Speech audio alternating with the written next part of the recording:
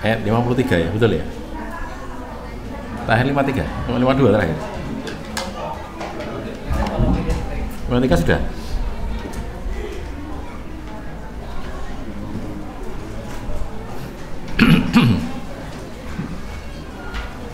Bismillahirrahmanirrahim. Alhamdulillahirabbil alamin.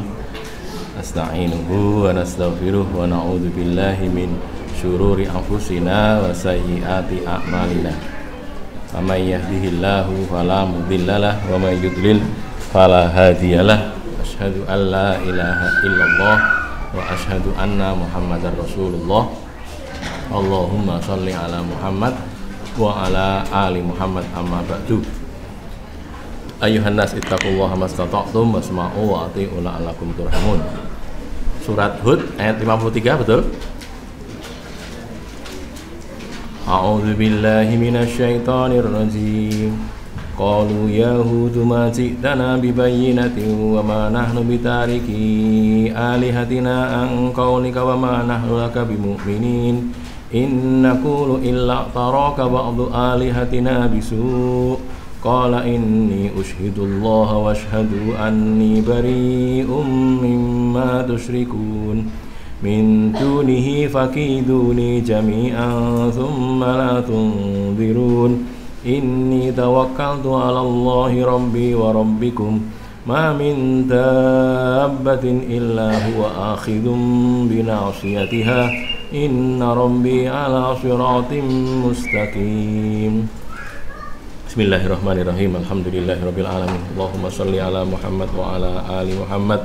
Allahumma arhamna bil Qur'an waj'alhu lana imama wa hudaw wa nuran wa rahmah wa dhakkirna minhu ma nasina wa 'allimna minhu ma jahilna warzuqna tilawatahu ana al-laili wan nahar waj'alhu lana hujjatan ya rabbal alamin. Allahumma faqqihna fid din. Allahumma 'allimna al-kitab. Allahumma aslih lana fi dinina wa wassi' lana fi darina wa barik lana fi rizqina.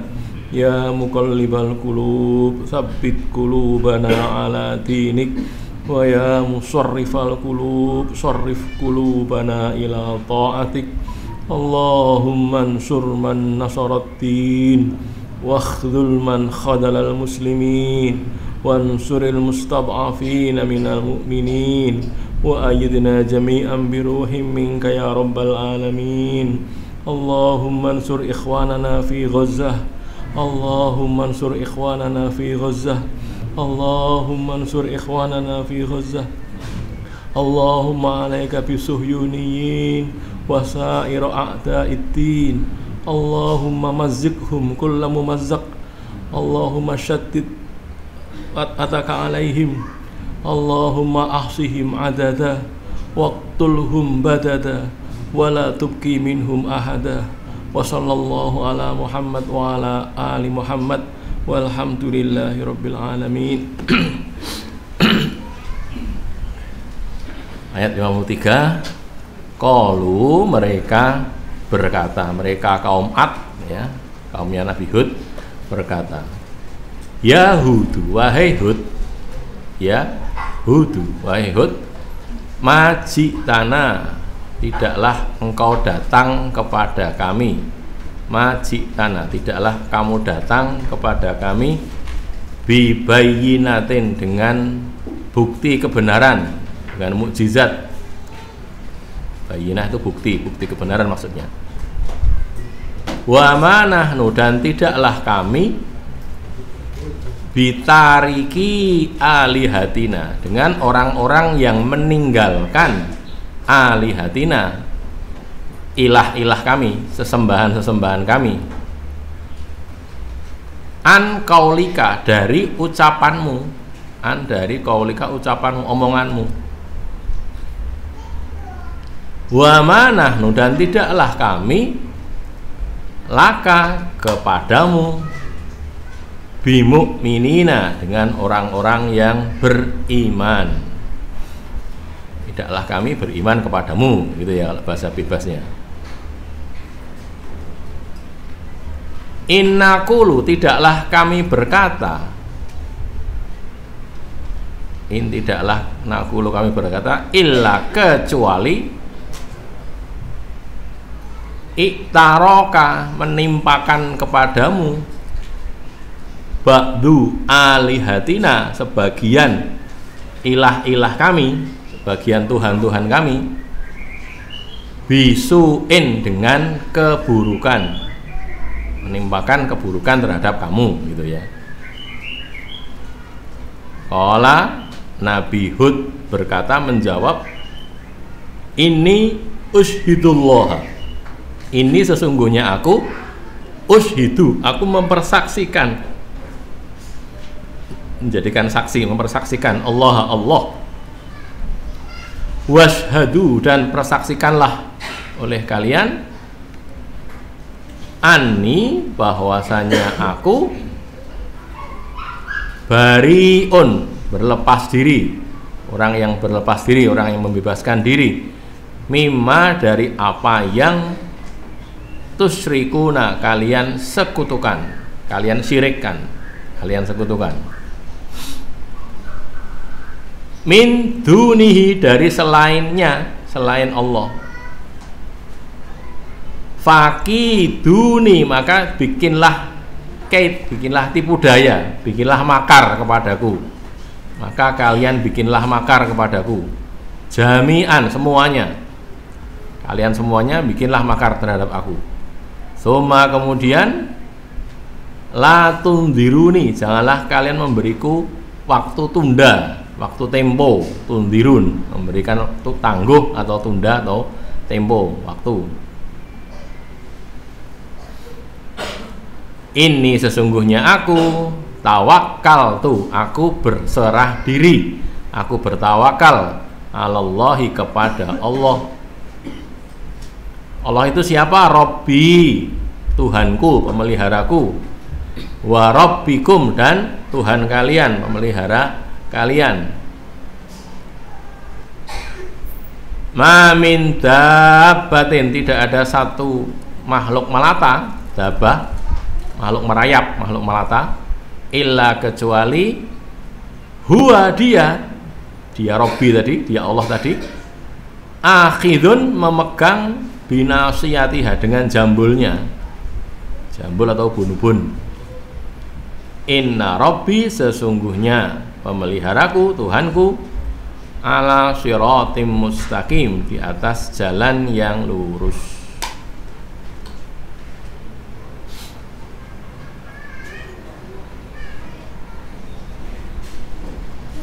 Bibayinatin, ay biburhanin wa hujjatin wadhihatin, dengan bukti, ya, bukti kebenaran dan hujah yang nyata. Jadi Nabi Hud dianggap tidak bawa mukjizat, gitu. Lah, sebenarnya apa sih mukjizat Nabi Hud itu? Mukjizat Nabi Hud itu sebagian ulama juga tidak menjelaskan, karena memang di Quran tidak ada, gitu. Tidak ada kejelasan mukjizatnya apa, tapi yang jelas sebagian ulama mengatakan beliau ini bisa mendatangkan hujan, gitu. Dengan berdoa tentunya, ya, berdoa kepada Allah. Untuk mereka kan, kaum Ad itu kan asalnya orang-orang yang para petani dan subur tanahnya, terus dikenakan pada mereka itu paceklik panjang gitu loh. Paceklik panjang. Nabi Hud itu bisa mendatangkan hujan. Itu sebagian ulama menerangkan seperti itu, tapi memang ayatnya tidak ada. Ayatnya nggak ada, hadisnya juga nggak ada. Mukjizatnya apa? Sebagian yang lain mengatakan mukjizatnya itu dia berani melawan kaumnya. Loh, kok berani? Karena kaum Ad itu orangnya kuat-kuat. Kan gimana itu bunyinya itu? Man asyaddu minna quwwah gitu ya. Surat tambah itu. Kaum Ad itu saking kuatnya mereka itu, maka mereka mengatakan siapa yang lebih kuat daripada kami itu? Kami sangat kuat. Orang-orang yang diberi kekuatan yang berlebih oleh Allah Ta'ala ya. Kok nguleknya di sini salah nih. Inilah hadis.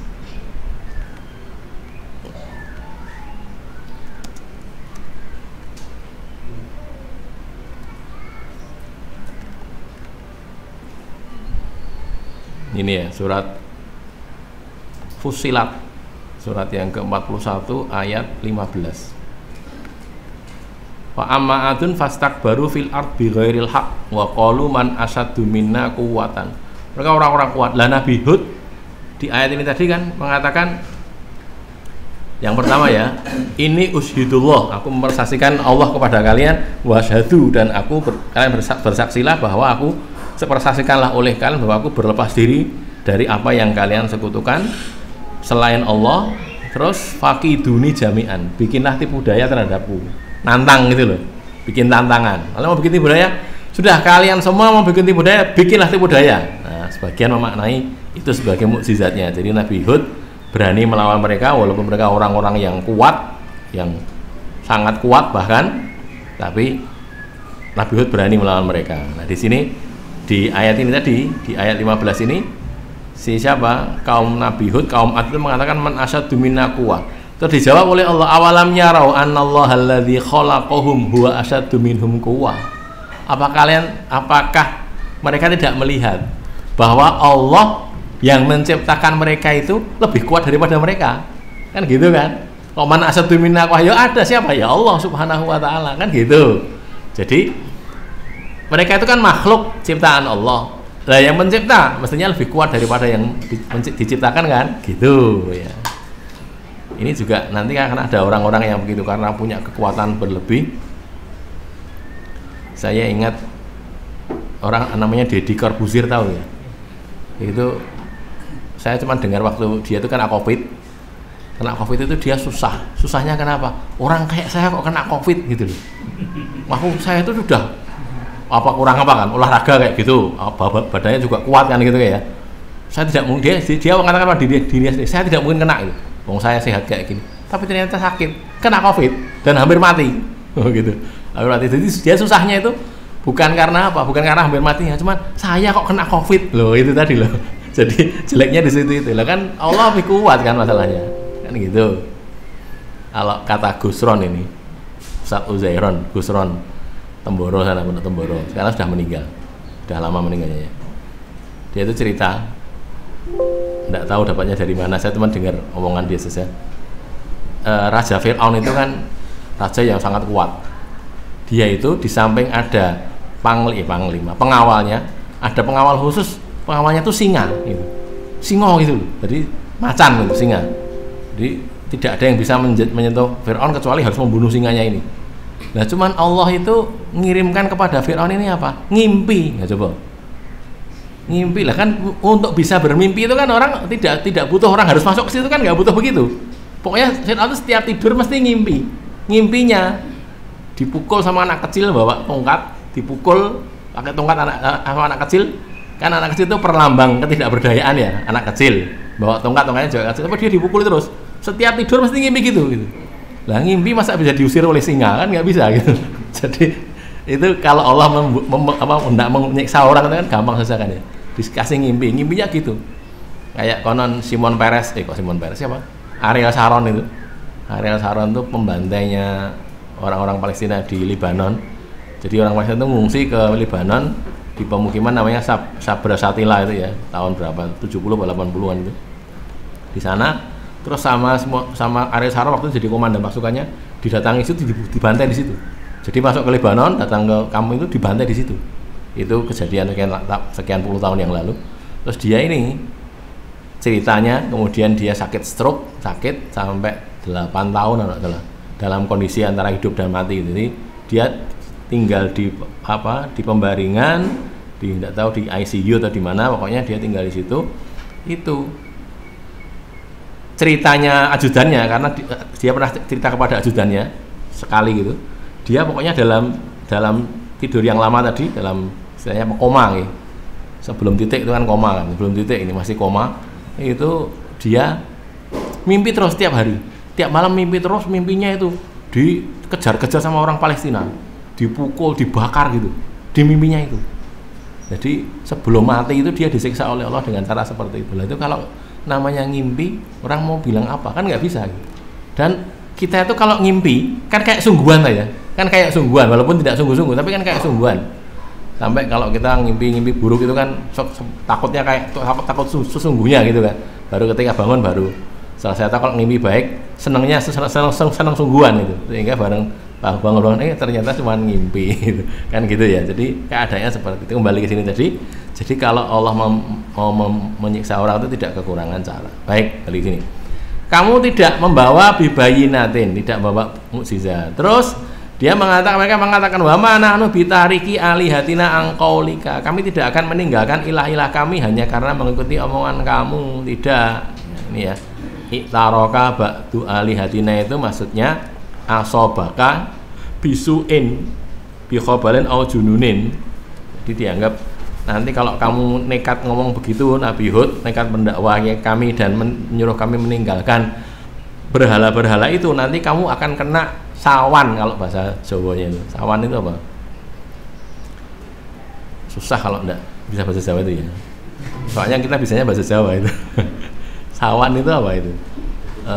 Kutukan, nah kayak kutukan. Nah gitu, kamu akan kena begitu gitu lah ya. Apa jadi gila? Khobalin au junun hampir sama ya. Khobal junun itu hilang akal, junun gila. Begitu ya. Jadi kamu nanti akan jadi gila gara-gara kamu memaki berhala-berhala kami. Terus wa ma nahnu laka bimu'minin, kami tidak akan beriman kepadamu. Tidak mau beriman kepada Allah Subhanahu wa taala. Itu kata kaumnya tadi. Lalu masih dilanjutkan lagi, innaqulu illa mana tadi? Kok kelewatan? Ini ya, innaqulu illa taraka ba'du alina besok. Terus sesudah itu Nabi Hud menjawab, persaksikanlah, aku bersaksi kepada Allah, atau aku mempersaksikan Allah kepada kalian, dan persaksikanlah bahwa aku berlepas diri, tidak ada urusan dengan apa yang kalian sekutukan. Ini ushidullaha wasyhadu anni bari'um mimma tusyriku. Kok bisa begitu? Karena aku itu bertawakal kepada Allah. Itu ya, selanjutnya kan aku aku berlepas diri dari semua yang kalian sekutukan dari selain Allah, min dunihi, dari selain Allah. Maka fakiduni, sekarang kalian bikin makar, tipu daya atasku. Jadi saya katakan ini sebagian ulama menjadikan ini sebagai dalil mukjizatnya Nabi Hud. Nabi Hud itu berani menantang kaumnya. Kalau kamu tidak mau beriman, bikinlah tipu daya, bikinlah makar. Jangan sendiri-sendiri, bareng-bareng sekalian bikin makar semuanya sana. Somalatun dirun, jangan kalian kasih tunda, sekarang juga bikin makar, gitu loh maksudnya. Jadi nantang yang seperti itu. Apakah itu karena kesombongan? Tidak, tapi karena Nabi Hud itu bertawakal kepada Allah. Ini tawakal tuh Allah. Ini tadi ya. Nabi Hud itu kan bertawakal kepada Allah. Itamatu, aku itu berpegang teguh kepada Allah. Robbi wa robbikum. Ini seperti di para nabi kan juga begitu ya, tawakalnya kepada Allah. Nanti silakan dicek misalnya di surat At-Taubah ayat 129 Nabi Muhammad ya, alaihi tawakkaltu wa huwa rabbul arsyil azim. Kepada Allah aku itu bertawakal dan dia itu pemilik arsy yang agung, yang besar. Atau surat Yunus, surat yang ke berapa? 10.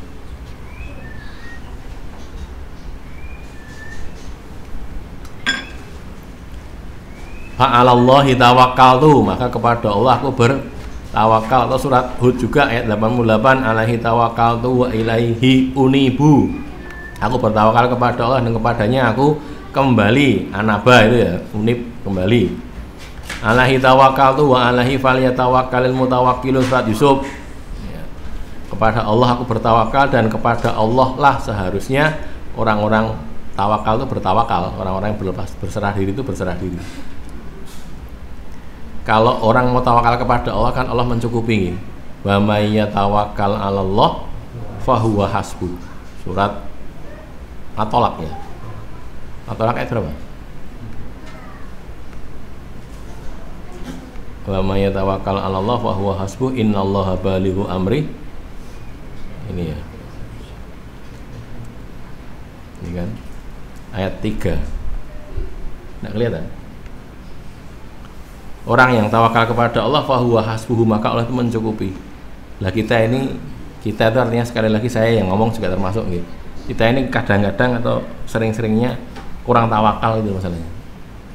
Kurang tawakal, jadi ya sudah, kalau menurut ulama kalau orang itu yang dipasrahkan kepada Allah separuh gitu, yang separuh dia urusi sendiri, artinya dia tidak pasrah kepada Allah, ya Allah yang ngurusi yang separuh saja gitu. Tapi kalau bulat-bulat kita pasrah kepada Allah, ya tetap ikhtiarnya tetap. Tapi bulat-bulat 100% kita pasrahkan kepada Allah, nanti Allah menyelesaikan semuanya. 100% itu tadi. Gitu. Contoh yang paling gampang, kita itu kan sudah ditentukan jatah rezeki kita. Hari ini makan apa, makan seberapa itu kan sudah ada tuh ya. Kita yakin itu. Tapi kok tidak percaya, kadang-kadang bukan tidak percaya sih. Kok kadang-kadang masih ragu-ragu. Nanti kalau gini saya dapat apa enggak ya, dapat nafkah apa enggak, kalau gini saya gimana ya, kan gitu. Kok masih begitu? Ini hal lain nih. Kita dulu waktu masih jadi mahasiswa, sebagian kan kuliah ya, masih jadi mahasiswa, kita kan bisa atau amal soleh banyak gitu. Pikiran kita sekarang ini, saya sedang tidak punya, mahasiswa kan tahu kan, nunggu kiriman orang tua kan gitu kan, ngirit kan gitu. Nggak tahu kalau di sini gitu apa enggak. Saya dulu di Jogja gitu, ngirit sampai pol-pole itu, sampai ngirit sampai kurang gizi itu. Saya pernah kurang gizi gara-gara ngirit makan gitu. Terus dihirit gitu. Terus harusnya pikiran kita nanti kalau sudah lulus, sudah jadi sudah kerja, harusnya kan lebih mudah tuh beramal soleh. Kenapa? Lah kan sudah ada income-nya. Dulu nggak ada income resmi, nggak ada income masukan tiap bulan saja kita bisa amal soleh, mestinya kan bisa. Tapi kan ternyata nggak mesti begitu kan. Ternyata apa? Ternyata orang itu semakin tinggi kedudukan itu malah semakin terlibat di dunia lebih banyak gitu loh, kan gitu. Jadi malah angel gitu, malah susah. Jadi saya ini bukan lihat di sini, tapi melihat di Solo saja. Di Solo dulu itu ketika ini bapak-bapak yang sekarang sudah jadi orang tua itu, dulu masih mahasiswa itu bisa beramal soleh banyak. Tapi begitu lulus, ada yang jadi dokter kah, jadi insinyur, jadi macam-macam, jadi pegawai, macam-macam gitu. Akhirnya malah jadi kurang amal solehnya, berkurang amal solehnya. Kenapa? Karena terlibat ngurus ini, macam-macam di luar itu. Bukan kok saya katakan di luar itu bukan amal soleh, bukan begitu. Tetapi yang khusus untuk kebaikan ini, untuk perjuangan ini kadang-kadang terlalaikan. Terus berpikirnya begini. Baiklah, saya tidak bisa ikut, tapi kan saya bisa mendanai. Mendanai ini butuh apa? Saya keluaran dana sudah. Padahal Rasul Allah itu mengatakan jahidu atau berjihad itu bi amwalikum wa anfusikum. Begitu. Harta iya, kalau punya harta juga iya, tapi amwal dan anfus masalahnya dengan diri juga gitu. Saya kadang-kadang ngiri dalam arti baik ya. Ini loh orang-orang di Solo saja, yang di Solo saja. Ini ada orang-orang miskin, tidak punya harta, tapi bisa ngaji nggak pernah telat, amal soleh ya ikut terus gitu. Ada ngecor melu ikut, apa lagi ikut gitu. Terus padahal income-nya juga segitu-gitu aja, nggak banyak itu, sedikit, orangnya miskin tapi bisa berbuat begitu. Sedangkan yang lain orang-orang kaya, kalau ngaji naik mobil gitu kan ya, apalagi mobilnya tuh ya bagus-bagus gitu, itu untuk amal soleh itu nggak bisa, karena itu tadi terlibat banyak urusan dunia, begini harus sana, harus ini, macam-macam gitu. Bukan maksiat sih, bukan maksiat, tetapi coba kita masukkan ke hadis itu ya. Itu loh, ada ayat wala tulku bi aidikum ila tahlukah. Surat apa itu? Ya? Ayat enggak hafal. Boleh ini ya? Repot kalau orang enggak hafal gini ya. Wala tulku Tidak kayak Ustadz Adi Hidayat itu pasti langsung ngerti. Halaman sekian bagian atas gitu, ngerti. Ini bagian atas apa bawah nggak ngerti. Ya, surat Al-Baqarah ayat 195. Ini kan, wa anfiqu fisabilillah wa la tulqu bi aidikum ila tahlukah. Ini ceritanya kan ada seorang sahabat waktu perang nanti silahkan dicek di Rasulullah ada kayaknya. Waktu perang dia tuh langsung maju sendirian menghadapi musuh gitu. Mati dia, maju sendirian kok. Maju sendirian menghadapi musuh, dia sudah membunuh beberapa orang, akhirnya dia dikeroyok mati. Terus orang-orang komentar, wah orang itu yulku bi aidihi ila tahlukah. Dia itu melemparkan dirinya kepada kebinasaan. Terus ada Abu Ayyub kalau tidak salah ya, Abu Ayyub Al-Ansari atau siapa itu, seorang tokoh sahabat juga, tokoh senior sahabat. Dia kata, sebentar, kalian ngomong apa?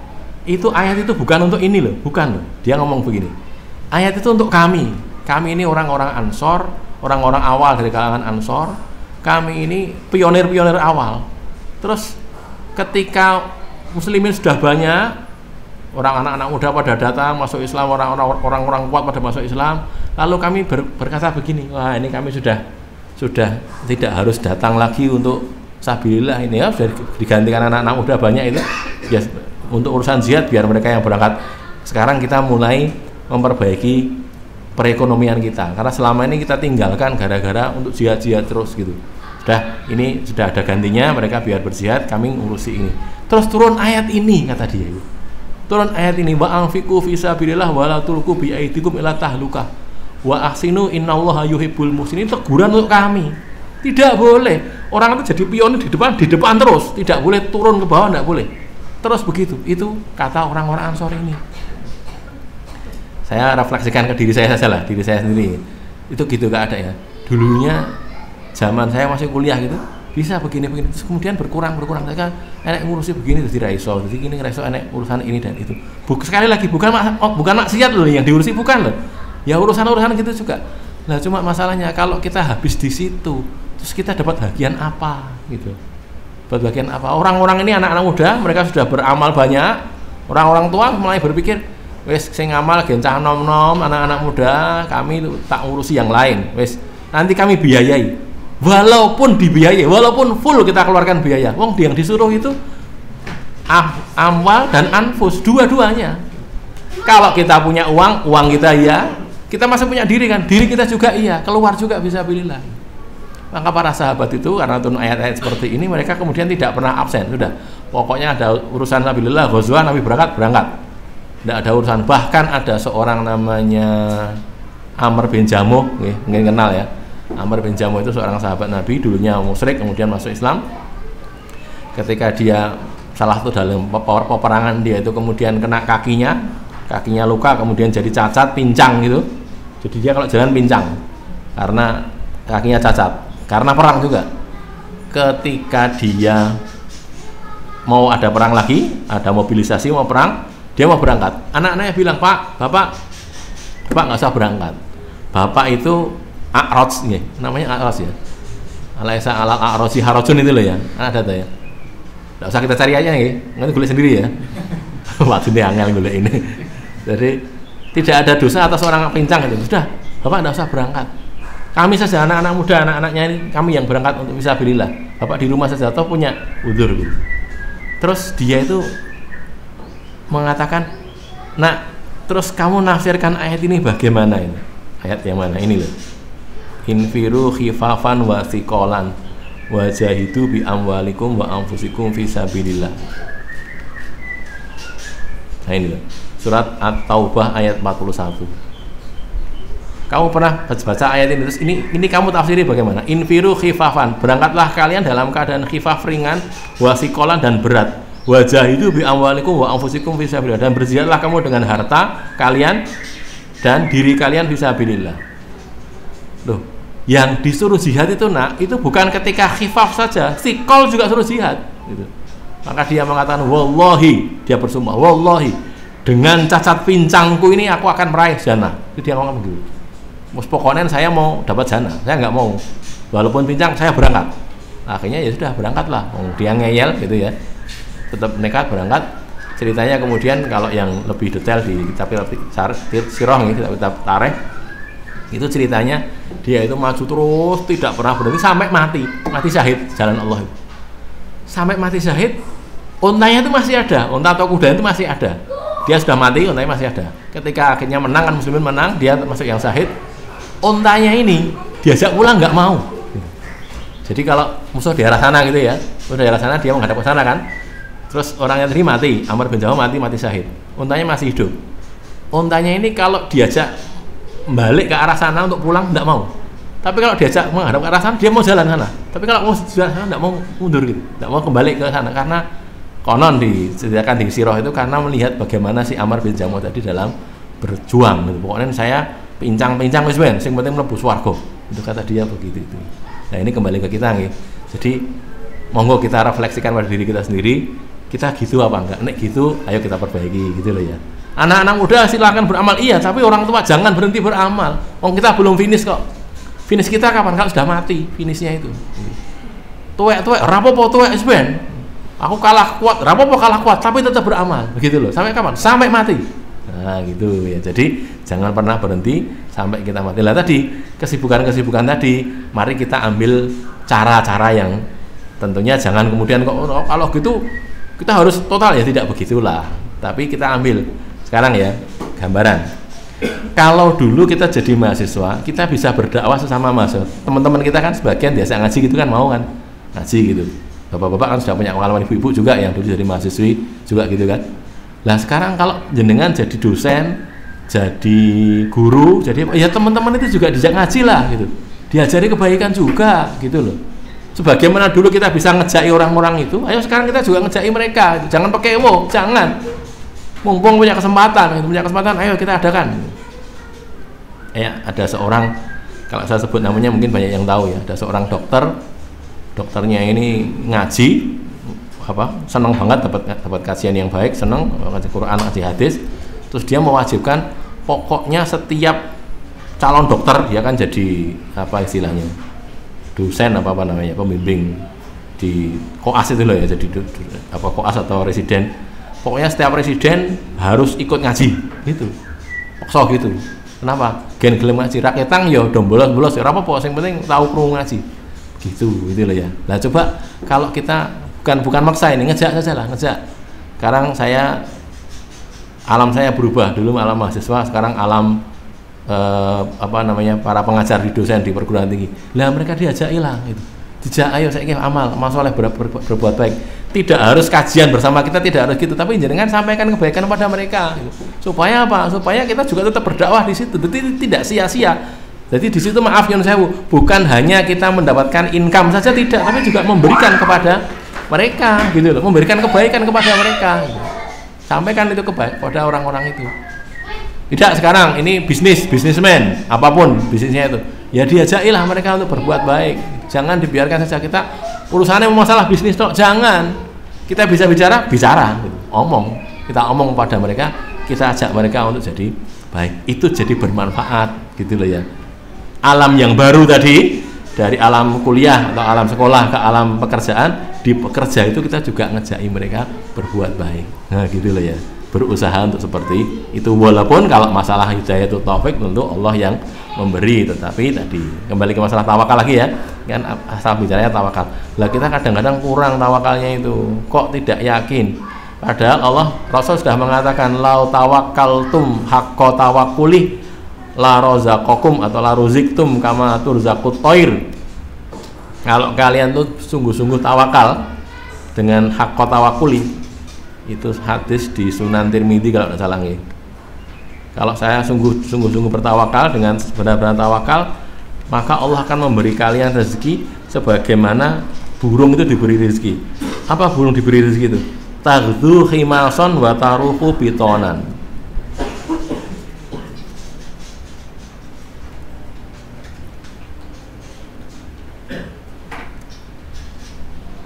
Betul ya? Oh lah kok tahrir wa tanwir katut. Loh, mana ada? Salah tulis. Saya itu kalau harus kacamata baru kelihatan. Jadi sudah betul ya?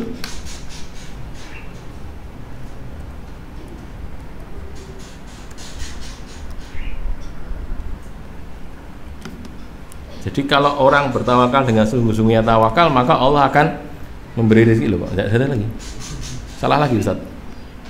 Himason itu pakai hak pakai hak. Hak. Oh berarti salah. Sunan Tirmidzi sudah katut ini. Nah ini. Setahu saya ingat saya sih sudah Sunan Tirmidzi, tapi kalau salah ya jenenge salah. Nah ini malah langsung kecekel. Oh tafsir ya. Tirmidzi ya betul ya. Ibnu Majah juga ada ini kan. Kalau kalian itu tawakal kepada Allah, lau annakum kalau kalian bertawakal kepada Allah dengan sebenar-benar ketawakalan, maka Allah itu la ruzik itu maka kalian akan diberi rizki kama yurzaqut thair, sebagaimana burung itu diberi rizki. Gimana tuh burung itu? Taghdu himason, dia berangkat pagi dalam keadaan perut kosong. Himason itu perutnya temboloknya itu kosong. Wa taruh bitonan, dan dia pulang sore dalam keadaan sudah kenyang. Bitonan baten itu kan perut ya, perutnya sudah kenyang. Bahkan kalau induk burung biasanya masih bawa makanan untuk anaknya, nanti disuapkan ke anaknya itu. Coba kita bayangkan, orang itu setiap hari dapat jatah rezeki. Jatah rezeki kita itu habis kalau kita mati gitu. Jadi kalau kita sudah wantine mati itu tidak bisa lagi dimasuki makanan karena sudah habis waktunya, sudah tidak ada lagi yang makanan bisa masuk karena rezeki makan dalam artian makan ya sudah habis, itu begitu. Tapi kalau masih hidup itu mesti diberi oleh Allah, karena Allah mengatakan begitu, ada jatah rezeki setiap orang itu. Nah cuman masalahnya kita kurang tawakal, merasa bahwa tadi yang disampaikan Ustadz Daru pagi tadi ya, rezeki itu harus berupa uang gitu. Padahal kan enggak tuh. Sekarang gini, agak filosofis sedikit ya. Kita kerja cari uang, dapat uang. Apakah uang itu bisa memenuhi kebutuhan kita? Oh bisa. Caranya harus dibelikan dulu kan. Maksud kita mau makan uang? Enggak kan? Kita lapar gitu. Terus kita kerja, dapat uang. Langsung terpenuhi kebutuhan makan kita? Tidak. Beli dulu makanan. Gitu kan? Beli beras atau beli makanan sudah, lalu langsung dimakan, tidak dulu, diproses dulu makanannya gitu. Atau kalau kita beli makan di warung bisa langsung makan kan, beli makanan. Baik, sekarang bisa ndak, bisa apa tidak orang itu makan tanpa punya uang? Bisa apa enggak? Bisa. Wong tadi saya disuguh di sini tadi, saya enggak bayar loh tadi, kan misalnya bisa makan itu, bukan disuguh lah iya, tapi kan bisa kan, gitu kan, bisa makan tanpa uang, tanpa harus bayar, bisa gitu. Loh kan gitu, artinya sebenarnya kan bertahap ya, bertingkat. Padahal kalau coro Nabi ini, Nabi tapi bukan orang biasa, Nabi itu bahkan bisa kenyang tanpa makan karena Nabi diberi makan oleh Allah. Itu yang hadis tentang apa, wisol ya, puasa wisol itu kan begitu kan, kalian tidak seperti aku ya Rasulullah, innaka tu wasilun, kau wisol ya Rasulullah, kok kami nggak boleh? Loh kamu nggak seperti aku, kata Nabi, aku ini diberi makan oleh Allah, amani robi wasakoni, aku diberi makan, diberi minum oleh Allah tanpa makan.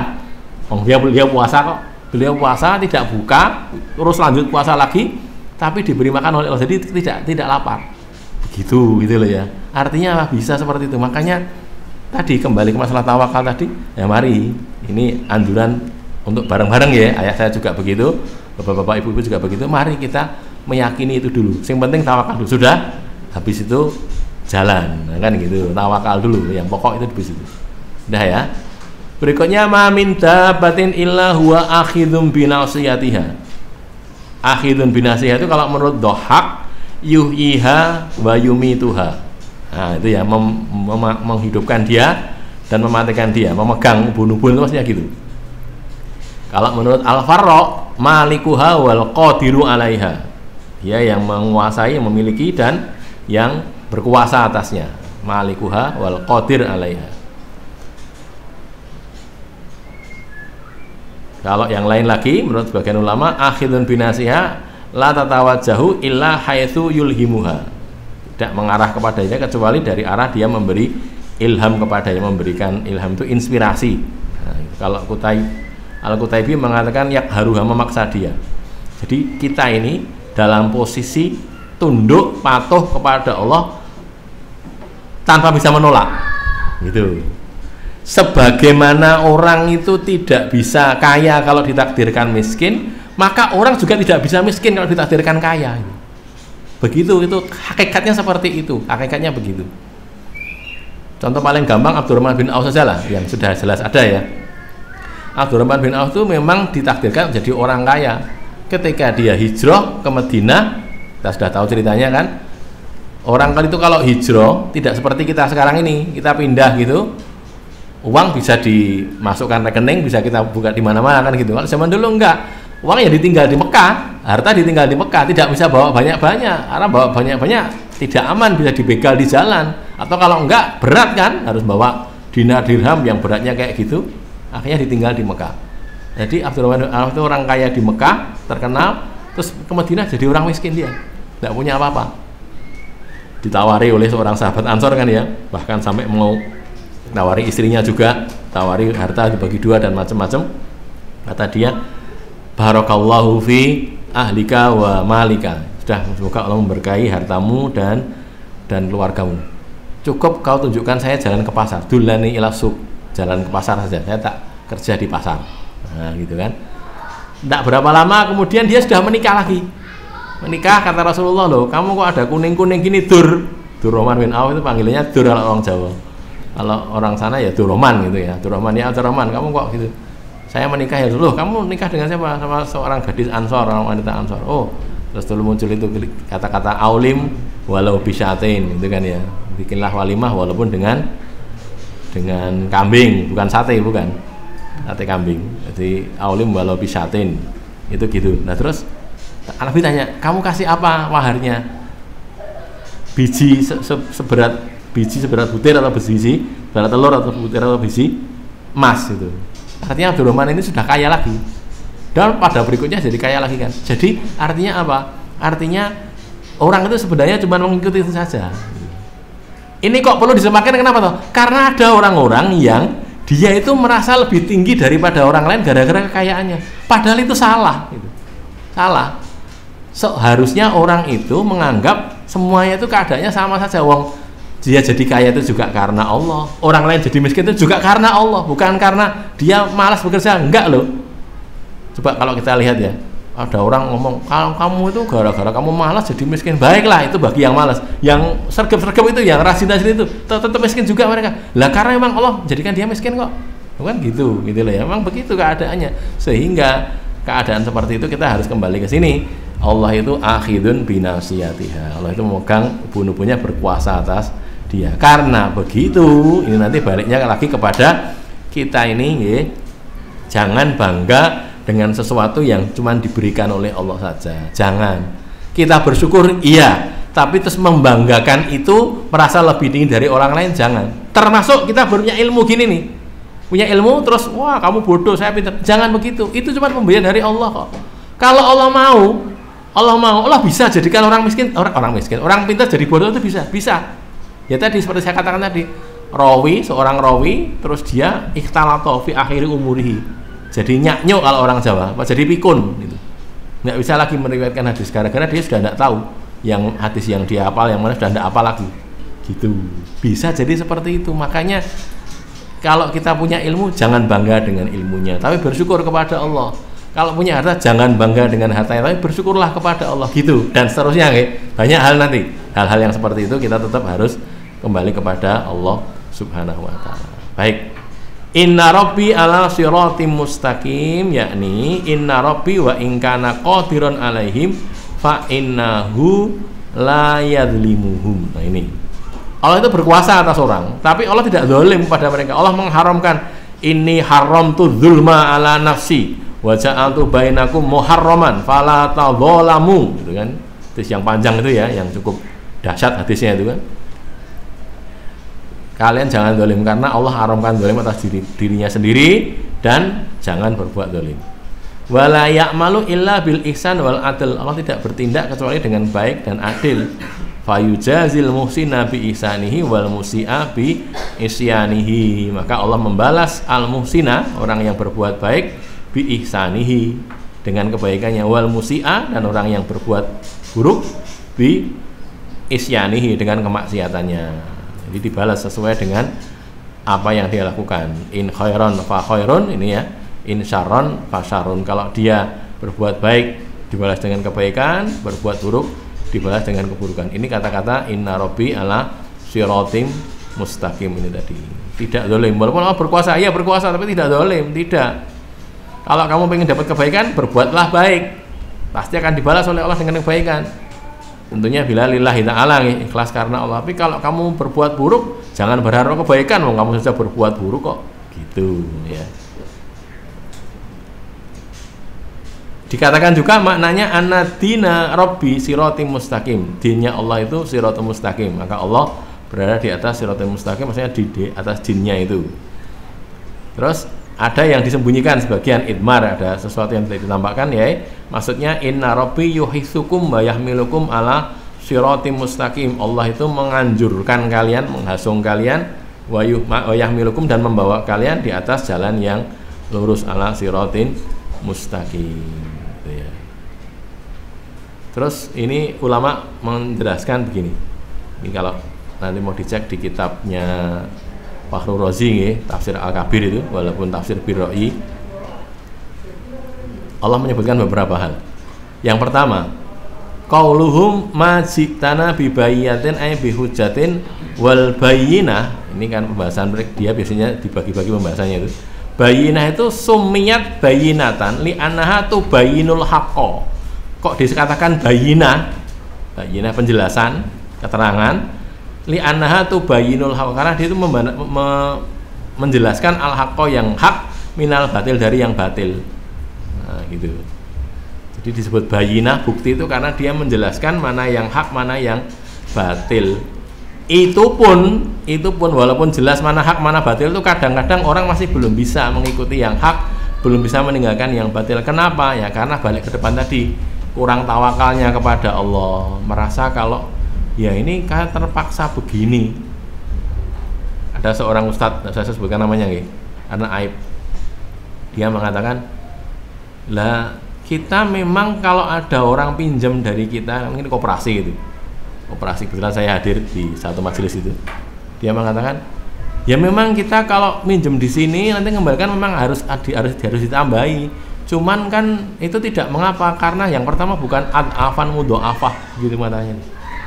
Memang harus nambahi, tapi bukan ad-afan mudho'afah. Yang dilarang itu kan ad-afan mudho'afah. Ini tidak berlipat ganda dan mesti di bawah dari bunga bank. Kalau bunga bank sekian, kita di bawahnya itu. Jadi nggak apa-apa. Ada yang ngomong begitu itu. Nah, masalahnya begini. Masalahnya Nabi itu mengharamkan riba sekecil apapun. Bahkan ayat kan ya, wadaru ma baqiya minar riba. Kamu tinggalkan semua riba. Nah, orang kadang-kadang berpikirnya gitu. Nah, tapi ini terpaksa kok. Ada juga hal yang lain lagi. Ada sebagian orang muslimin juga. Muslimin saya tahu karena kebetulan punya hubungan gitu ya tentang masalah bisnis itu punya hubungan. Dia cerita, bukan dia, anak buahnya yang cerita. Ini di sini Pak, di sini ngambil kredit dari bank loh. Memang tidak mengharamkan riba. Iya, mengharamkan riba. Loh, kok ngambil kredit dari bank? Karena gini, mazhabnya itu kalau kita yang didolimi itu tidak apa-apa gitu. Jadi kan kita kan harus bayar kepada bank, bayar lebih gitu loh. Jadi kita kan yang didolimi. Kalau kita yang ngambil riba nggak boleh, tapi kalau kita yang dipaksa untuk riba boleh. Itu gitu. Ada mazhab yang begitu ternyata dari kaum muslimin. Saya juga baru tahu. Loh kok ngono ya? Nah tadi berpikirnya tadi karena itu tadi awalnya lah ngono orang ngono saya nggak dapat hasil kan gitu. Ini semuanya seperti ini, semua begini, tidak bisa tidak, kita harus begini begitu, padahal tidak loh, boten. Kenapa? Orang kalau bersikukuh pokoknya saya harus yang halal saja, itu tetap akan sampai kepada dia, jane begitu. Cuman setan tuh bermain-main gitu loh. Kamu kalau gitu nggak dapat uang, kamu harus begini gitu loh. Jadi akhirnya harus berbuat begitu karena ya dia sendiri yang mengharuskan, padahal sebenarnya tidak harus begitu. Itu gitu lah ya. Orang berusaha, apalagi kalau sudah berusaha besar itu sudah biasanya begitu. Urusannya dengan begitu itu sudah susah. Kecuali kalau illa man rahima rabbuhu, kecuali orang yang dibelas kasihani oleh Allah. Itu ada teman-teman kita di masyarakat tanpa riba ya, MTR. Teman-teman kita ini menolong orang-orang yang terjerat riba. terjerat riba, tapi gini cara nolongnya. Mereka mau membantu, tapi yang dibayar pokoknya saja. Pokoknya si orang yang terjerat riba ini harus berani ngomong kepada bank, bilang sama banknya itu, saya mau bayar tapi utang saya saja, yang pokok, tidak mau bayar bunganya, begitu. Kalau mau begitu dibantu oleh MTR ini. Tapi kalau harus bayar bunganya, apa gunanya? Gitu. Kita berusaha lepas dari riba kok. Gitu. Dan sebagian berhasil, gitu. Sebagian dibantu berhasil, jadi dibantu tidak tahu secara bantuan finansial atau mungkin saran gitu ya, dikasih konsultasi tertentu. Yang jelas udah bertahan gitu. Pokoknya saya mau asal yang saya bayar hanya pokoknya saja, karena kan orang itu kalau begitu kena bank itu biasanya kan anaknya itu lebih gede daripada bapaknya, daripada induknya, kan gitu kan di mana-mana gitu, anak itu kan susunya tambah gede tuh, gede-gede bapaknya tambah cilik gitu kan, ya memang begitu. Jadi orang utang 50 juta itu bunganya bisa sampai ratusan juta, bisa sampai begitu, karena berbunga lagi kan, bunga majemuk kan ya. Tadi dulu pernah belajar toh, eksponensial itu kan, bunga majemuk, ini bunga lagi, ini awalnya jadi bunga kan, nanti dijadikan pokok dia, bisa dari pokok berbunga lagi, jadi begitu. Padahal bisa berlipat-lipat lah. Saudara-saudara kita ini begitu, MTR. Sebelum ada MTR itu saya pernah punya murid di satu kota di Jawa Tengah sana ya. Pernah punya murid saya itu dia bersama seorang pengusaha muslim. Kalau bapak-bapak kenal bakso tengkleng barangkali ya, itu ownernya itu, owner bakso tengkleng itu temannya adik saya. Terus dia itu jengkel dengan orang Cina yang namanya Purdi E. Chandra, barangkali tahu. Itu pemilik Primagama bimbingan tes dulu. Di sini ada juga, ada ya. Itu si Purdi E. Chandra ini bikin seminar di banyak tempat, di banyak kota. Seminarnya itu apa? Seminar cara gila jadi pengusaha. Barangkali pernah dengar ya. Cara gila jadi pengusaha itu kata teman murid saya tadi itu isinya apa itu? Oh, itu isinya Ustaz. Isinya dia itu mengajari orang supaya tidak takut utang bank. Utang sebanyak-banyaknya kita rubah utang jadi aset, itu begitu. Diubah bagaimana caranya? Pokoknya jangan takut utang bank. Kita usaha gini kalau tidak utang bank tidak bisa, harus utang bank. Nah, dia ketika ada seminar begitu itu di belakang sana, orang-orang di belakang sana itu sudah duduk para bankir istilahnya, para petugas-petugas dari bank. Jadi begitu selesai, sudah berani kan ambil utang, berani. Itu di belakang itu sudah ada, tinggal pilih itu. Di belakang itu mau utang bank mana itu ada di situ. Lah, ownernya bakso tengkleng kita, dia muslim, tidak pernah utang bank. Dia dapati teman-temannya bukan mengubah utang jadi aset, mengubah aset jadi utang gitu jadinya itu. Jadi ini jadi terjual semua. Ada yang sampai utang miliaran, puluhan miliar, belasan miliar gitu. Ya dia susah, wah ini kalau seminar gini dihabis. Selalu bikin seminar gini di mana-mana, semakin banyak yang jadi mangsa bank itu gitu sih. Orang Cina ini tadi ya sih, kebetulan juga bukan muslim, setahu saya bukan muslim. Udah, akhirnya dia sama murid saya ini bikin seminar tandingan, seminarnya cara tidak gila jadi pengusaha. Cara sehat jadi pengusaha, cara waras jadi pengusaha gitu. Dia bilang di situ, pokoknya jangan utang bank, sekali-kali jangan utang bank, sudah, jangan sekalipun utang. Kita berusaha dengan uang kita sendiri. Bisa kok, bisa. Contohnya saya, dia cerita, ini begini, saya kerja gini sama sekali tanpa utang. Itu yang terjadi begitu. Dan ada banyak lagi. Kebetulan juga saya punya murid juga, Delalah punya murid saya itu kerja di satu tempat. Kalau pernah barangkali dengar ada Sambelaya, pernah dengar ya? Tidak pernah dengar? Apa tidak sampai sini barangkali ya? Tidak sampai sini ya? Di Jawa berarti itu. Itu yang punya itu orang Islam, orang Purwokerto itu, terus laris itu, jadi di mana-mana laris. Nah, murid saya ini jadi bagian apa istilahnya, yayasannya, bagian molang ngaji gitu loh, dia jadi pengajar ngajinya itu. Jadi dia mewajibkan, pokoknya si pengusaha ini mewajibkan, pokoknya setiap karyawan harus ngaji. Terus akhirnya dia kan merekrut guru-guru yang satu-satu itu untuk jadi ngajar ngaji. Nah terus hancur akhirnya, sekarang ini bangkrut, habis sudah. Padahal sudah punya berapa ratus cabang itu di Pulau Jawa berarti ya. Kalau di Lampung tidak ada, berarti cuma di Pulau Jawa saja. Gara-gara dia itu mengajak konsultan, manajemen, akunting itu dari luar. Nah sudah mulai itu, waktu itu murid saya mulai cerita, Ustaz ini kita disuruh begini, disuruh begini, itu artinya kaitannya dengan masalah bukan masalah riba sih, masalah yang di rumah makannya itu harus begini, harus ngambil dari sini, harus ngambil dari sini. Nah ini kan kita memberatkan gini, nanti kita kalau gini terus nanti lama-lama pelanggan kita lari, akhirnya betul ditinggalkan pelanggannya, terus hancur sama sekali, itu gitu ya. Jadi ada orang-orang itu kenapa toh? Saya tanya gitu, sebenarnya dia itu cuma kalau menurut yang saya dengar, dia mau mengejar cabang yang ke 1000 katanya gitu, punya ratusan cabang, pengen punya 1000 cabang gitu. Hanya karena itu terus ngerekrut itu tadi, akhirnya malah bangkrut gitu sama sekali. Nah kembali ke saya sampaikan tadi ya, ini kembali ke sini tadi, ini kita kadang-kadang itu tahu ini bener, tahu nih meh melu itu loh abot gitu. banyak hal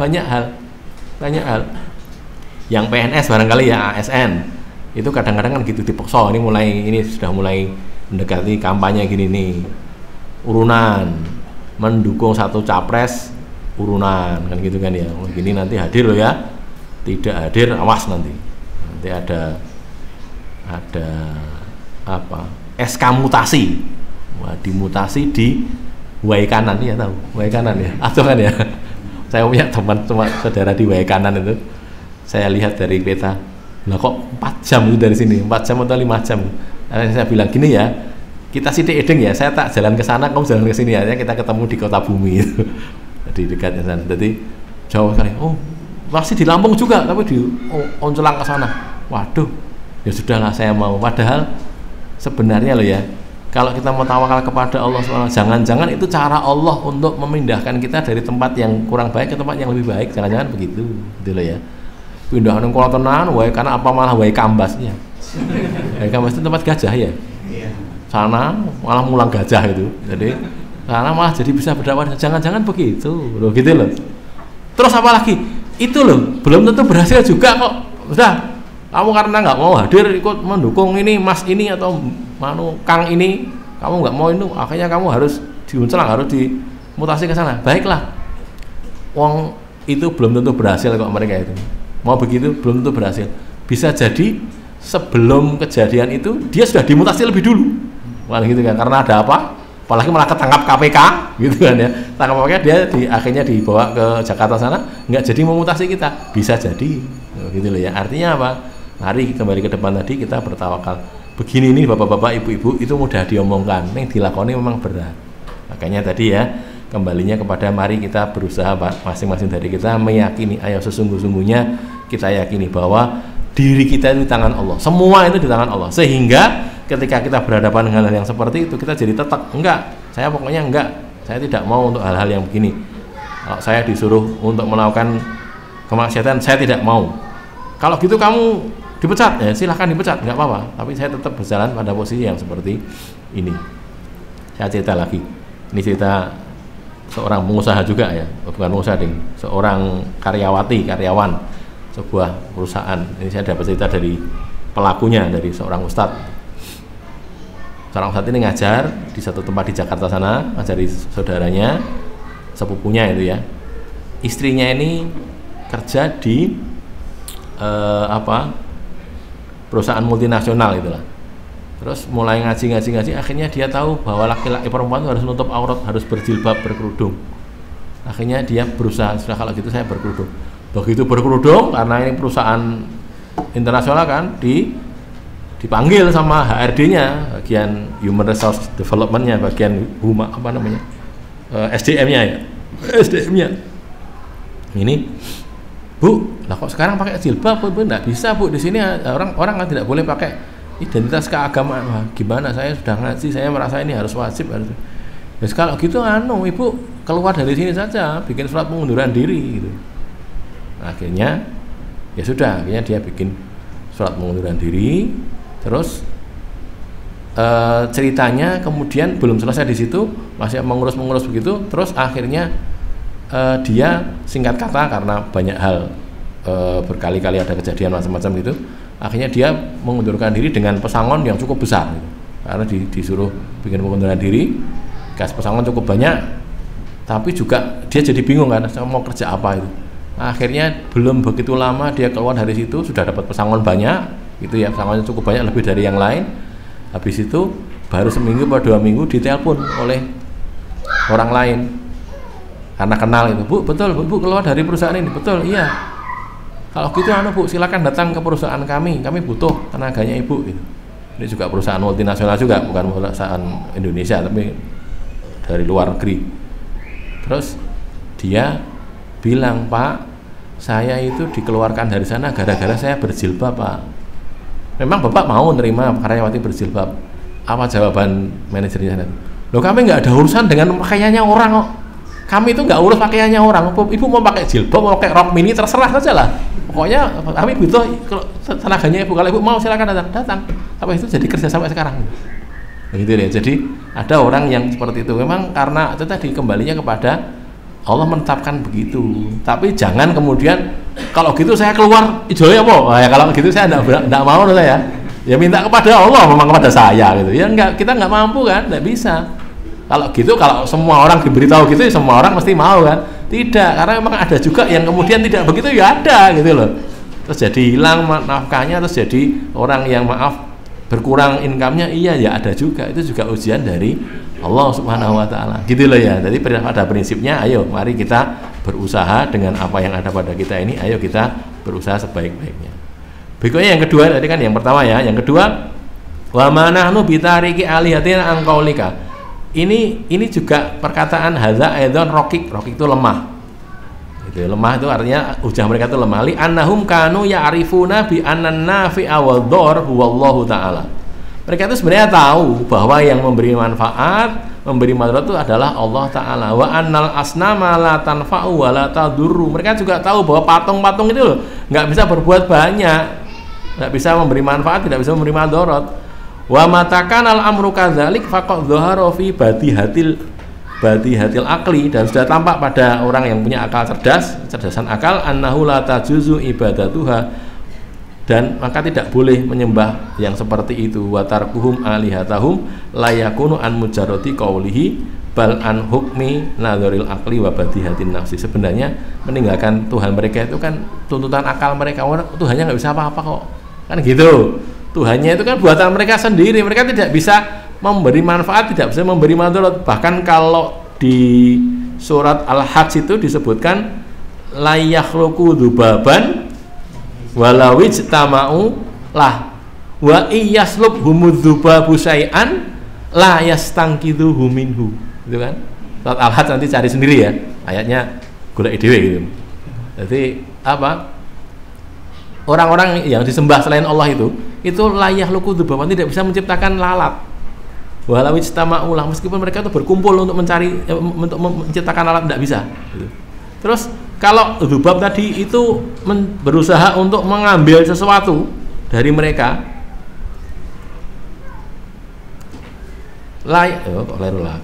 layas tangkitu humina, mereka tidak bisa, dia tidak bisa menyelamatkan, mereka tidak bisa menyelamatkan dari dzubab tadi. Loh, lalat itu loh. Lalat itu kan binatang yang kecil, cuman orang kan nggak bisa membuat lalat. Dan kalau lalatnya itu mengambil sesuatu dari mereka, mereka nggak bisa menyelamatkan diri kok. Kan mereka kan tidak bisa bergerak, si patung-patung itu tadi. Iya, surat Al-Hajj ayat 74 itu begitu. Jadi saking lemahnya itu digambarkan seperti itu oleh Allah. Lah, begitu kok disembah gitu loh. Begitu kok disembah. Bagaimana orang berakal sehat kok menyembah sesuatu yang tidak bisa berbuat apa-apa? Kayak ceritanya Amr bin Jamuh lagi ya. Amr bin Jamuh itu dulunya kafir kan, saya katakan tadi. Anaknya itu sudah muslim, sudah masuk Islam. Lalu anaknya ini ngejak bapaknya, Pak, waktu belum masuk Islam ya, Mbok tinggalkan itu keburukan menyembah patung itu. Nggak mau. Amr bin Jamuh ini, dia itu punya patung, punya berhalanya itu buat dari kayu gitu. Terus biasa diletakkan di tempat yang tinggi. Kalau corok kita mungkin di atas lemari atau di atas buffet gitu ya. Terus dikasih wewangian, kasih minyak wangi gitu. Taruh situ terus disembah oleh si Amr bin Jamuh ini. Lah anaknya nggak kurang akal. Dia jengkel karena bapaknya diajak masuk Islam, nggak nggak pernah mau. Akhirnya dia ambil arcanya tadi, patungnya tadi, terus dia buang ke tempat sampah. Buang ke tempat sampah. Dah. Nah, Amr bin Jamuh pulang dari kegiatan di luar, entah apa gitu ya, pulang nyari, Tuhannya hilang. Tuhannya orang eneng ning ndi. Akhirnya dia cari-cari, goleki, tanya anaknya, kamu tahu enggak tahu, bohong aja gitu, enggak tahu. Akhirnya golek ketemu di tempat sampah. Wah kok Tuhan yang tempat sampah gitu, diambil, dimandikan, dibersihkan, terus kasih minyak wangi lagi, udah taruh di situ lagi, udah pergi lagi dia. Sama anaknya ambil lagi, camplung ke tempat sampah lagi 2 kali untuk yang kedua kalinya. Pulang lagi dia, hilang lagi Tuhannya, nyari lagi, ketemu di tempat sampah lagi. Akhirnya dia jengkel, dia ngomong sama Tuhannya itu, wahai Tuhan, gitu kalau kata kita barangkali ya. Di sampingnya itu dikasih pedang, di percaya kasih pedang. Ini tak kasih pedang ya. Nanti kalau ada orang ngambil kamu, masukkan tempat sampah, kamu pedang dia itu, kamu serang pakai pedang ini. Gitu. Dia ngomong gitu pada Tuhannya itu. Terus akhirnya pergi dia sama anaknya, si siapa? Arcanya tadi, berhalanya dijadikan satu dengan pedang, diikat. Jadi satu, diikat, dimasukkan bukan ke tempat sampah sekarang, ke tempat pembuangan kotoran manusia gitu. Wah, itu tempat kalau kata kita di septic tank gitu. Nah, zaman dulu kan apa namanya itu? Jenengnya apa niku? Bukankah kosing? Bahasa Jawanya apa nih? Jumbleng, nah di jumbleng gitu. Di situ. Terus nyari, waduh, kemana enggak ada. Akhirnya dia cari tempat sampah, enggak temu juga. Akhirnya ketemu di situ, ngelihat Tuhannya itu sudah berlumuran, maaf, kotoran manusia tadi kayak gitu. Terus dia sadar, walah kalau memang benar kamu Tuhan, sudah saya kasih pedang loh kamu itu, kok ya tetap tidak bisa lama-lama. Ya sudah, akhirnya masuk Islam. Oh, itu ceritanya Amr bin Jamuh gitu ya. Jadi kalau orang mau pakai akal sedikit saja lah, tidak bisa berbuat apa-apa loh dia itu. Apalagi kalau cuma sekedar akik nggih. Akik tahu nggih? Akik, wah ini anu lho, ini luar biasa loh, Allah. Enggak, ada seorang pengusaha pengrajin akik gitu. Cerita kepada seorang ustadz, cerita. Itu anu, bapak ini nyari akik di mana loh? Akik itu Ustaz, itu apa-apa bisa jadi akik. Pokoknya asal batu itu di apa namanya? Diusap, digosok terus jadi akik dia itu. Jadi dia itu gitu, nyari anu di sungai itu, batu yang bisa jadi akik apa? Kok batu yang bisa jadi akik? Semua batu bisa jadi akik katanya gitu. Jadi cuma tipu-tipuan aja itu. Pokoknya asal batu loh ya. Bukan tanah yang membatu, bukan, betul batu. Lah itu nanti digosok berkali-kali, enggak tahu berapa kali, itu nanti jadi akik itu tadi. Nah, terus katanya ini bisa tolak balak loh ini. Enggak sembarangan orang pakai ini langsung sembuh sakitnya. Walah, bohong gitu. Jelas bohong kan ya. Itu terjadi di kalangan orang-orang zaman sekarang ini. Nah, coba kita bayangkan nggih, orang sekelas profesor, doktor bahkan, kok ya percaya bahwa Dimas Kanjeng itu bisa apa? Menggandakan uang gitu loh. Mikirnya di mana itu? Bisa menggandakan uang. 1 juta jadi 2 juta. Oke. 1 miliar 2 miliar. Nah kok gitu, kok ya mau-maunya dibohongin itu loh. Ya tidak mungkin kan? Enggak, tapi ini betul terjadi. Tidak mungkin. Tidak ada seperti itu, tidak ada. Cuman tadi walaupun dia profesor dokter, tapi kalau tidak diberi daya Allah jadinya seperti itulah. Kita jangan gitu loh ya, maksudnya itu sebagai pelajaran, kita jangan berbuat seperti itu. Baik. Ini waktunya kok tinggal sedikit. Langsung selesai ya. Ayat 57. Mudah-mudahan selesai. Fa in tawallau, maka jika mereka berpaling, faqad ablaghtukum, maka sungguh aku sudah menyampaikan kepada kalian, ablaghtukum, aku sampaikan pada kalian, ma ursiltu bihi ilaikum, apa yang aku diutus, ma ursiltu, apa yang aku diutus bihi dengannya, ilaikum, kepada kalian. Wa yastakhlifu rabbi qauman ghairakum, wa yastakhlifu, dan mengganti, mengganti istikhlaf, menggantikan Rabbi, memeliharaku, qauman ghairakum, satu kaum yang tidak seperti kalian. Qauman ghairakum, kaum bukan kalian, selain kalian. Wala tadurrunahu syai'a, dan kalian tidak bisa memadharati Allah syai'an sedikit pun. Inna Rabbi, sesungguhnya pemeliharaku, sesungguhnya Tuhanku, ala kulli syai'in hafidh, ala kulli syai', atas segala sesuatu, hafidhun, maha menjaga. Itu bisa saya. Jadi kemudian apa namanya, Hud mengatakan kalau kalian tuh berpaling dari apa yang aku datang padanya ya, bukan mereka tapi kalian ya, kalian berpaling dari apa yang aku datang pada kalian dengan itu tadi. Apa yang didatangkan oleh Hud itu apa toh? Min ibadatillahi rabbikum wahdahu la syarikalah, untuk diajak beribadah menyembah kepada Allah saja, tidak menyekutukannya dengan sesuatu pun. Faqad qamat alaikumul hujjatu bi iblaghi iyyakum risalatillahi allati ba'atsani biha. Aku sudah punya hujah. Pokoknya saya itu tugas saya menyampaikan. Nih ya, kita juga begitu kan Bapak-bapak, Ibu-ibu, satu-satu. Kita kan tugasnya juga cuma menyampaikan kan kepada orang. Perkara orang mau atau tidak itu bukan termasuk dari tanggung jawab kita, enggak. Tidak disuruh menjadikan orang mau, tidak. Tapi kamu sampaikan yang benar gitu.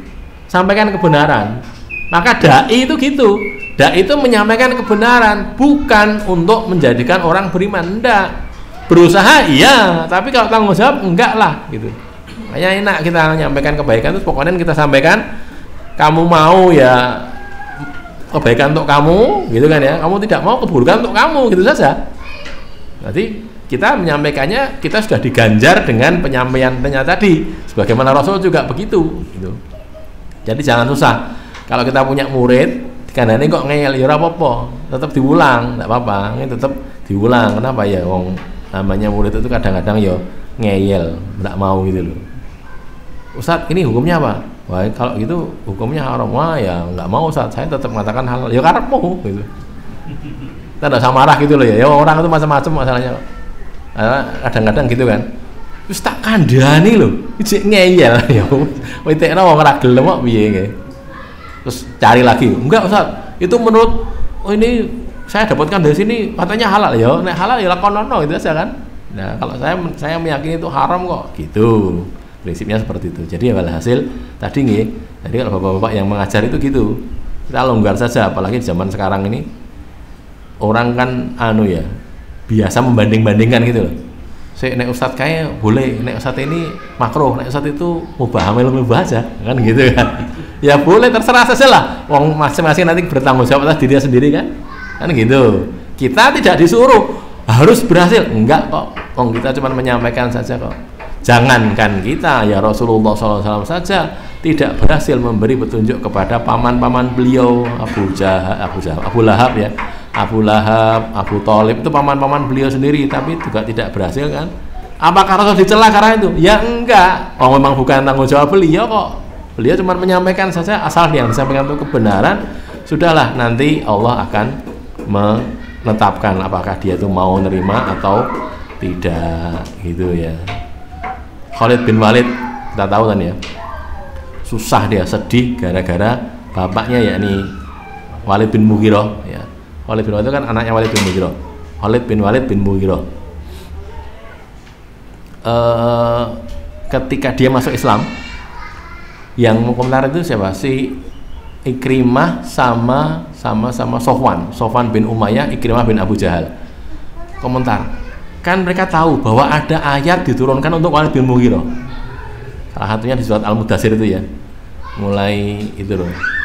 Zarni wa man khalaqtu wahida wa ja'altu lahu malan mamduda wa banina syuhudan, dan seterusnya itu kan ya. Lalu mereka komentarin, dua orang sama-sama si kafir ini ngelihat Khalid bin Islam, masuk Islam. Terus nanti gimana dia kalau membaca ayat yang isinya maki-maki bapaknya itu? Bagaimana itu?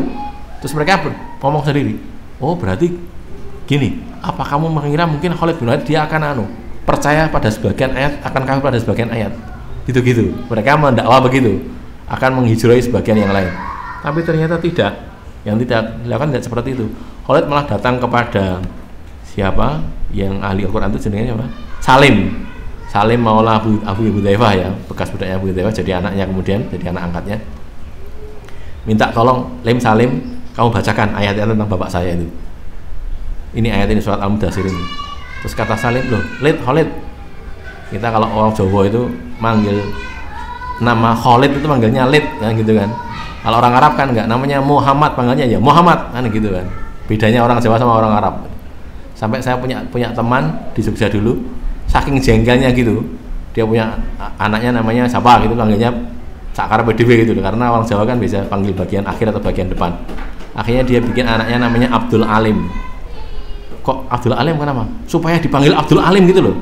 Supaya tidak pakai orang disebut Abdul Rozak panggilnya Zak kan gitu kan. Abdul siapa lagi? Abdul Syakur panggilnya Yakur kan gitu.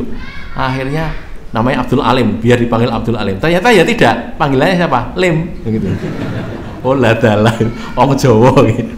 Panggilannya siapa? Lim. Loh kok Lim? Abdul Alim kok. Sudah kembali ke sini. Jadi saya mau cerita apa tadi? Jadi lupa. Khalid bin Walid datang kepada Salim, bacakan itu, wahai Salim. Loh, kenapa kamu pilih ini? Saya itu butuh ini, butuh menghilangkan jahiliyah dari hati saya. Saya pengen dengar bapak saya dimaki-maki. Emang bapak saya kafir. Akhirnya dibacakan oleh Salim, ditirukan oleh Khalid bin Walid. Jadi Khalid bin Walid kan tidak, salah satu kekurangannya tidak mudah menghafal gitu loh, sulit menghafal. Kalau berkelahi jagoan, tapi kalau ngapalnya ora iso itu Khalid bin Walid itu. Salim lebih hafid dia karena dia termasuk ahli Al-Qur'an kan. Terus dibacakan itu. Dari itu Darni wa man khalaqtu wahida wa ja'altu lahu malam mamduda wa banina syuhuda. Itu Khalid bin Walid nirukan itu sambil nangis. Karena tahu wa banina syuhuda, banina itu syuhuda itu dulu saya sama Walid, anak teman saya, kakak saya itu kan ya. Walid bin Walid sama Khalid bin Walid kan saudara sebapak ya. Itu terus wajah atau lahu malam mamduda, itu malam itu bapak saya itu orang kaya sekali di Mekah, termasuk salah satu yang paling kaya kan Walid bin Mughirah itu. Terus wajah atau malam mamduda wa binina syuhuda wa mahatu lahu tamhida sumayat ma'u an azida kalla innahu kana li ayatina anida. Semulai saurhiku sa'uda, aku akan paksa dia naik ke tempat yang tinggi gitu kan, sa'uda innahu faqara wa qaddar faqutila kaifa qaddar summa qutila kaifa qaddar summa nadhar summa abasa basar summa adbara wastakbar faqala in hadza illa sihru yusar. Itu kan ada ceritanya. Walid bin Mughirah itu ngomong sama orang-orang kafir. Gini, kita kalau mau musuhi Muhammad itu, kita harus satu kata. Satu kata apa? Muhammad itu apa? Kita definisikan dulu. Muhammad itu apa? Nah apa? Nah makanya itu kita bicara sekarang, diskusi di Darun Nadwah itu. Tempat diskusinya orang-orang kafir Quraisy itu kan ya. Ya sudah, kami anut kamu, silakan Walid bin Mughirah, silakan kamu menyampaikan Muhammad itu apa. Jangan gitu, kalian yang ngomong, nanti saya komentari. Ngomong, kalau gitu kita katakan Muhammad itu tukang sihir. Jawab oleh Walid bin Mughirah, oh tukang sihir. Muhammad itu bukan tukang sihir itu gini-gini kita tahu. Muhammad gak kayak gitu, bukan tukang sihir. Yang lain usul. Kalau gitu kita katakan dia penyair. Dibantah oleh Walid bin Mughirah. Oh, penyair apa? Oh, kita tahu syair rojas, kita tahu syair ini, kita tahu itu bukan syair yang dibawa, bukan syair, kita tahu itu. Ah, kita apa? Tukang sihir. Dia bukan tukang sihir. Dijawab lagi oleh Walid bin Mughirah. Tidak ada satu kata pun dari mereka lalu dijawab sama Walid bin Mughirah. Sampai akhirnya orang bingung. Terserah kamu sekarang. Apa Muhammad itu apa gitu. Bingung dia. Nah, karena dia bantah semuanya kan. Memang Muhammad tidak bisa dikatakan itu semuanya. Tapi akhirnya dia mengatakan sahir tadi, akhir kata itu dia mengatakan dia tukang sihir. Nah, karena dia menyihir orang sehingga orang berpisah dengan istrinya, dengan suaminya, kakak dengan adiknya, ibu dengan anak dengan orang tuanya gitu kan. Tukang sihir saja sudah. Akhirnya orang-orang diam. Baik, ketika katakan Muhammad itu sahir, tukang sihir. Pulang dia sampai rumah, gitu. Ada Khalid, ada Walid, dua orang ini anaknya. Walid bin Mughirah dan Walid bin Walid dan Khalid bin Walid sampai di rumah. Gimana tadi kalian melihat bapak tadi gimana? Terus betul kan bapak katakan tukang sihir? Kata Walid bin Walid ini ya, bukan Khalid bin Walid, Walid bin Walid. Nah bapak itu gimana? Wong bapak tadi bantah semuanya loh. Sahir dibantah gini, terus syair dibantah gini. Nah kalau bapak bilang sahir, ya saya juga bisa bantah dengan omongan bapak tadi kan gitu, gini. Nah, terus gimana? Ya saya juga bingung kok. Muhammad itu sebenarnya ya orang benar gitu. Dia itu sampai berkata begitu, tapi kemudian dia katakan tadi in hadza illa sihru yusar itu tadi, sihir yang diasarkan itu ya, sihru yusar. Nah, terus akhirnya sampai sausli sakor wa ma adraka ma sakor la tubqi wa la tadhar. Nah, sampai di situ Khalid bin Walid sudah tidak kuat terus nangis. Bukan menolak ayat itu, kelingan bapak itu. Bapak bundek ben koyo ngono kae gek saiki mlebu swarga gek koyo ngono gitu. Susah dia.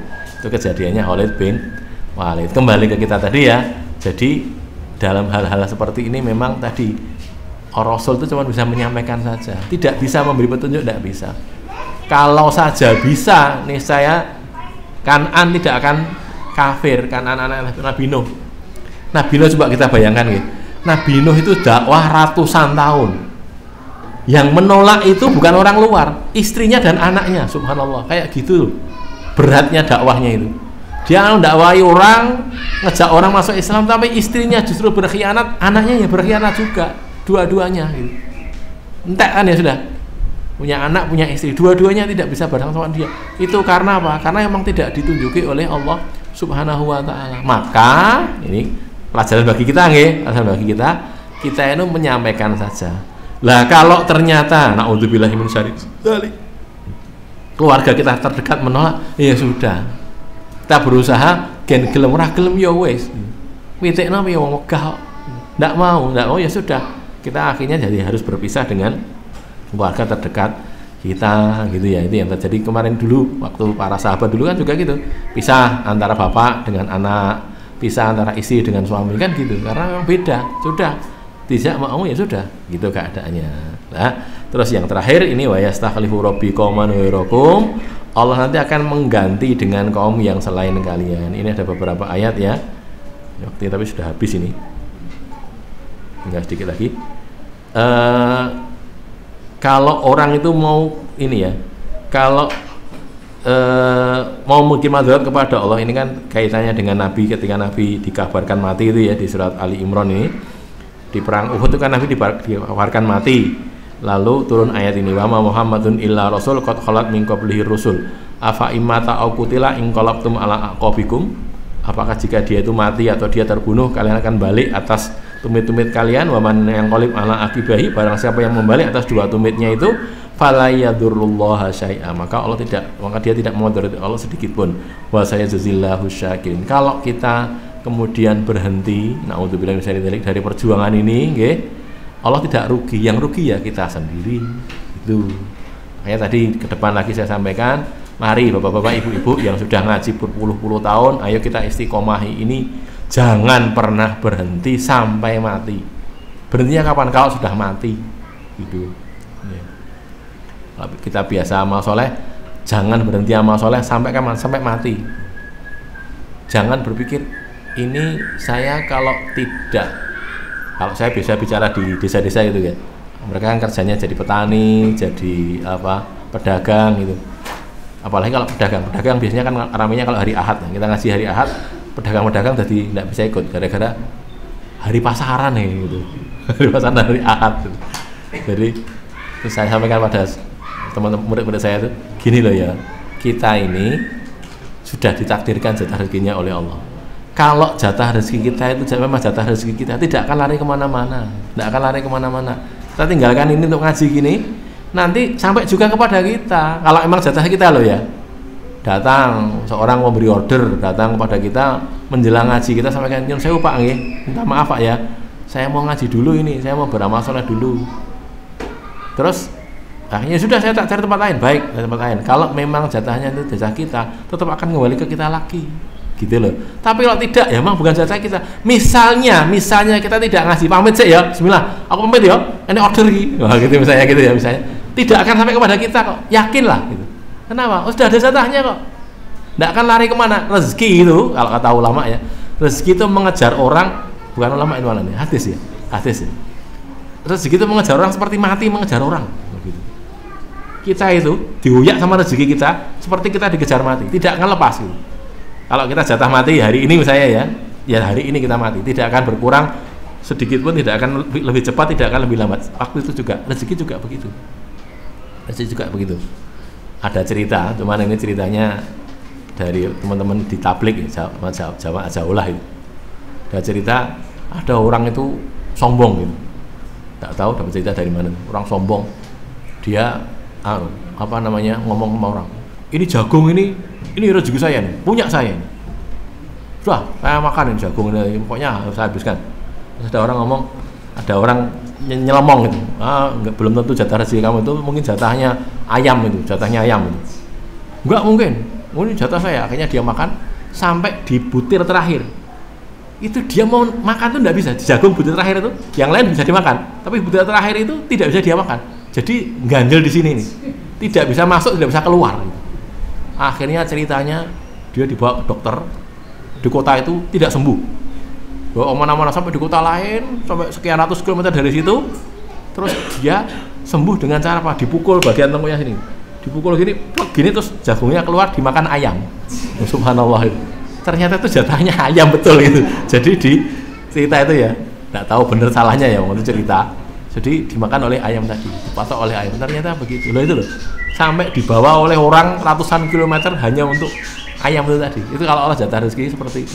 Tidak akan sampai ke dia karena bukan jatah rezeki dia. Loh begitu. Ya, contohnya seperti itu. Itu mungkin agak hiperbolis ya barangkali, tapi ada juga hal yang lain yang sifatnya mungkin wajar-wajar saja, tetapi itu tadi memang jatah rezekinya dia tidak akan lari kemana-mana. Makanya tadi kembali ke, kalau ini dari Ustadz ini ya, mangkulan dari Ustadz, kita itu katanya kita itu mau amal soleh. Lah ini loh sudah ada amal soleh kok kita berpikir saya tak cari uang untuk beramal soleh. Loh ini loh sudah ada amal soleh kan gitu kan ya, ini ada amal soleh. Terus dia kita alasan saya tak cari uang dulu untuk bisa beramal soleh. Loh ini sudah ada amal solehnya di depan mata ini loh. Saya tak cari uang dulu nanti saya bisa amal soleh. Loh kok begitu? Lah kok sekarang dikerjakan gitu loh. Kali lagi ya, ini kaitannya dengan apa? Karena kadang-kadang orang itu tidak jujur dengan dirinya sendiri. Dia sebenarnya bukan itu, tapi dia mau gitu loh, berhilah itu, berhilah. Sebenarnya dia bisa tinggalkan itu, tapi enggak lah, saya tetap mementingkan ini toh bisa diganti. Kayak kata teman-teman saya waktu saya masih ingat sekali, waktu Piala Dunia, final Piala Dunia tahun 1994, saya ingat betul itu. Itu finalnya antara Brazil dengan Jerman. Bapak-bapak yang sudah tua barangkali ingat ya, yang anak-anak muda belum lahir itu. Jadi 1994 itu final antara Brazil dengan Jerman, karena itu kejadiannya di Amerika kalau nggak salah, Piala Dunia Amerika. 2 kali 45 menit itu 0-0, tidak berubah. Tambah 2 kali 15 menit, betul ya? 2 menit tetap 0-0 juga. Akhirnya adu penalti. Begitu mau adu penalti, adzan subuh. Adzan subuh. Waktu itu saya alhamdulillah sholat subuh itu. Gara-gara perpikiran saya cuma ringan. Waktu itu saya belum begitu ngaji, tapi ya sudah ikut ngaji, tapi awal-awal itu saya berpikir cuma gini saja. Ini final Piala Dunia, toh nanti ada siaran ulangnya. Tapi kira gitu loh. Nanti lihat siaran ulang aja, lebih enak kan? Sudah tahu siapa yang menang kan gitu. Jadi nanti siaran ulang saja. Lah saya ngajak teman-teman, ayo sekarang kita sholat subuh. Apa jawaban mereka? Sholat subuh tiap hari kan ada. Ini 4 tahun sekali. Jawabannya itu gitu itu. Subhanallah itu. Ini 4 tahun sekali loh. Sholat subuh kan tiap hari ada. Waktu itu saya merenung. Bener memang sholat subuh tiap hari ada. Cuman sholat subuh hari ini sama besok itu lain. Kan gitu kan? Lain, itu hal yang berbeda. Itu cara itu kalau barangkali mau pakai permisalan saya itu kayak ban berjalan gitu loh. Pernah lihat di pabrik kan ya? Ada ban berjalan, ada barang, biasanya kan ada wadah kemudian diisi gitu kan ya, masuk sini terus diisi, masuk sini diisi. Nah suatu ketika pas dia jatahnya diisi itu, ini macet ini, nggak ngisi, jadi kosong kan, disortir dia di gua, karena dia ada isinya kok, misalnya apalah susu atau apa gitu kan, ada kalinya itu jalan gitu, jalan nanti sampai sini berhenti sebentar terus diisi susu bubuk bruk gitu, geser kan gitu kan, di pabrik kan seperti itu. Nah suatu ketika pas itu jatah diisi, dia ini bagian pengisinya tuh macet, rusak gitu, error gitu, terus nggak ngisi, jadi kosong kan. Nanti error, dibuang. Sama juga dengan sholat subuh kita tadi. Sholat subuh hari ini beda dengan sholat subuh kemarin, beda lagi dengan sholat subuh besok. Itu kotak yang berbeda gitu loh. Begitu ini hilang, itu tidak bisa diganti. Kapan pun tidak bisa diganti. Ngaji kita hari ini tahun bulan depan kan masih ada. Bulan depan hari yang lain lagi gitu loh. Tidak sama dengan hari ini, tidak sama gitu. Kita hilang hari ini tetap hilang, tidak akan bisa diganti. Kapan pun juga tidak bisa diganti, kapan pun juga. Sejak sekarang sampai tidak bisa, yang itu hilang tetap hilang, dan itu akan kita getuni, itu bahasa Indonesianya apa? Akan kita sesali di hari kiamat. Wah, ya Allah dulu kok saya tidak ini kan ya, kok tidak saya ambil sama soleh itu, gitu loh. Orang masuk jannah pun itu akan merasa menyesal gara-gara itu. Artinya dia berpikir kalau itu saya ambil ya Allah, jannah saya lebih tinggi dudukannya. Itu begitu. Apalagi yang masuk neraka, tambah menyesal lagi. Ini orang masuk jannah saja loh. Mereka tuh menyesal gara-gara ada bagian amal soleh yang dia lewatkan. Hanya sekedar itu. Itu tadi ya. Jadi saya punya alhamdulillah waktu itu saya sholat subuh gitu. Mikirnya saya itu cuman mikir saya nanti delok di waktu siaran ulang kan bisa gitu loh. Dan memang bisa kan? Oh, ada siaran ulang, itu final Piala Dunia mesti kan ada siaran ulangnya gitu. Tapi teman-teman saya bilang gitu, ini kan 4 tahun sekali, itu kan tiap hari ada jawabannya itu. Gitu. Subhanallah. Baiklah, sampai di sini bisa saya sampaikan ya. Qul qouli hadza, astaghfirullahaladzim wa lakum, alhamdulillahirabbil alamin. Silahkan kalau mau meninggalkan